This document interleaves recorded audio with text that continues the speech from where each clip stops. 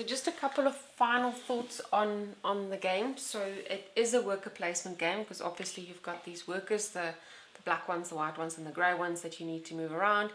And there are specific actions that they can all do. And obviously when you go and do a raid, you need to have a specific colour to go and do that specific raid. Now we do have a whole lot of worker replacement games, but this one is a bit different to what we're used to, because you're really sitting in these two different scenarios over here.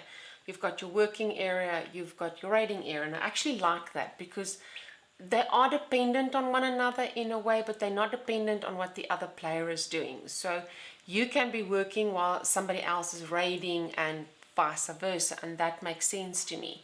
And you don't need to go and get your gold, for example, by just working in this area, because as you can see, gold plays a very important role, specifically if you want to go and raid some of the areas like your monasteries and specifically the fortresses. You need gold, and obviously you get gold by raiding your harbors and your outposts and so forth, but sometimes you might not end up being lucky enough. Then it helps to have this working area where you can either go to the treasury or you can go to the mill to actually get gold. You're not going to be able to get any of the others like your iron and your livestock. Those you do need to get from raiding, and they help you to go and do this. So you cannot just work in the working area, you need to go and raid. So that for me is quite cool. One of the things that we found with the game is with your black workers, you only have a specific amount of them. For us, it was the 3 that was placed out, and then obviously the 2 that we each had, one for Rian and one for myself. So we started with 5 workers, and in the end it felt a little bit frustrating because you would like to get to the grey and the white one so that you are able to do these things, but you don't have those yet because you need to go and raid to get the grey and the white one. And then in the end of the game you're like, oh, but I so want a black worker, and there's no more black workers left anymore, because you want to go and raid, but you don't have all the stuff you need for these oaks. But you do have a white worker, you don't have a grey, or a grey worker, you don't have a black worker. But the only place that you can raid is basically here. So that was rather interesting at the end of the game. So yeah, for me that makes the game a lot interesting. You really need to think through what you're going to do when you specifically want to go for a raid. I don't know how you felt with that one, with the workers there. There's 3 harbour places. Yeah. You're only allowed to have your grey worker or a black worker. Yeah. So because of these 3 harbours, there's your longboats on this ocean. And then you get 2 outposts. Yeah. And there's nice drawings about it. So you get the 2 outposts. And there you're only allowed to have the grey. But with the monastery, you do have a white and grey, and a white and grey. And then obviously your fortress, your 3 fortresses here on the top here, and then on the island and on this side as well. So you can only raid with a white. So you need to think through very clearly what you want to do. The harbour with your black and grey, and your grey here, and then your monasteries that can actually allow a white and grey. So that was the biggest challenge, I think. Because we really ended up with only basically white ones left. You still have a grey one there, but we didn't have any black ones in the end to be able to go and raid any of these areas anymore. Yeah, because I was utilising the last black one to get the one. This is cheap. You only need 1 provision compared to gold and a lot of provisions. Yeah. The other thing that was cool though is the Valkyries. Even though they do take your crew members out, they do help you to go up that Valkyrie track where you end up getting you ended up with 15 points over there. I only ended up with 4 points. So that's where the berserker comes in. That helps a lot when you send him to Valhalla, you can bring it back. Yeah. So but then on the other hand, if you end up with not enough cards in your hand, you can always go and get some extra cards over here, which helps you to get gold eventually by playing around with these 2 areas to getting gold to go and actually raid. So yeah, no, this game has really been, for me, it's really been laid out well, because you cannot just jump in and just go and do stuff and think you're going to be okay. You really need to think about what it is that you want to do. And even if you do something that looks negative, like for example the Valkyries that take out your crew members, it doesn't matter, because you do go up there and you end up with a lot of points. 15 versus 4, which helps in the end. And then obviously with this one, I really sucked at the armory to get to the top. You really went for gold, which also helps to get a lot of points over here if you need to go and raid. But yeah, no, as is the base, it's a good start. This is really a good game to play with. I can see how eventually you might say, yeah, you're looking for something extra in the game. But I mean, with these guys, having them in the black bag and randomly just drawing them out of the bag, that do create a lot of versatility in the game, I would say, because you're not going to end up with the same stuff everywhere. I mean, you, for example, made a comment to say at the top there wasn't a lot of gold, hey? Was it the Valkyries? No, gold. Was it the gold? That was very limited at the top. Most of the gold ended up being here at the bottom. So if you're going right up here and you're looking for gold, you don't get any gold. You have to go back to your working area to get gold.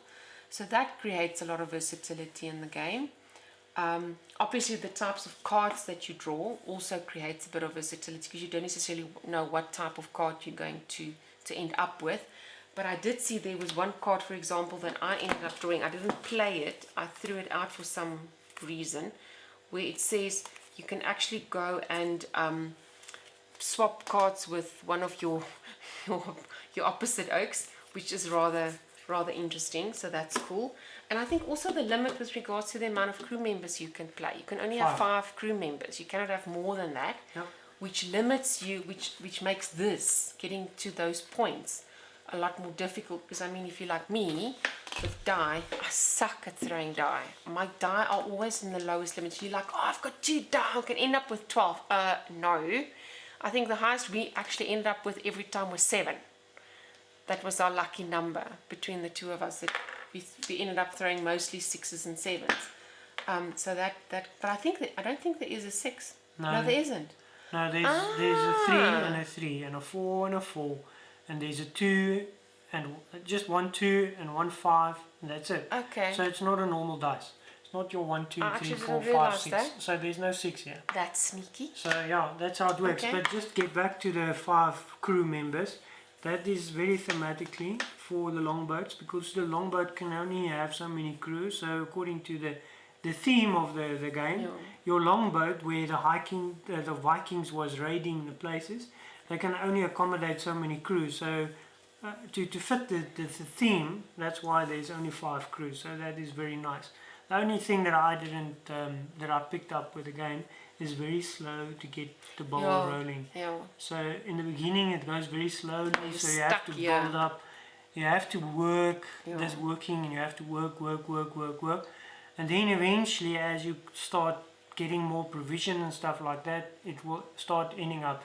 But that's also very thematically makes sense, because you need to get your provisions and all your armor and stuff in place before you can start going on to the longbow, start raiding all these harbors, and then move your way into the inlands, go back, get the stuff that you need, and go back and forth. So thematically it makes very much more sense to work like that. It's typically what Vikings did. But I believe with the expansions it does address those small little things, and it can be addressed going forward.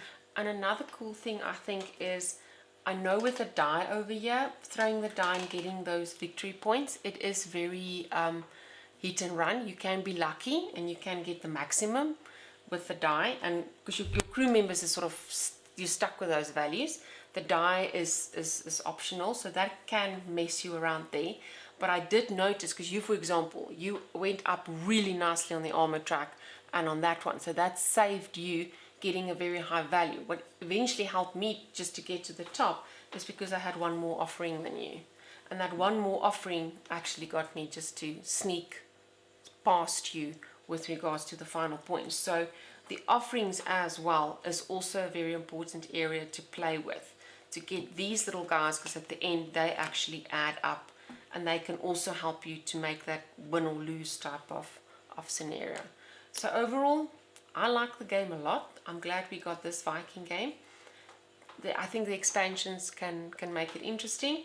I'm happy to play this game a couple more rounds with more people as well, just as is with the base game, and then eventually have a look at the expansions and see how they can actually fit in. Because I know the one has the Jarl, and the other one has that extra dude that comes up here at the bottom.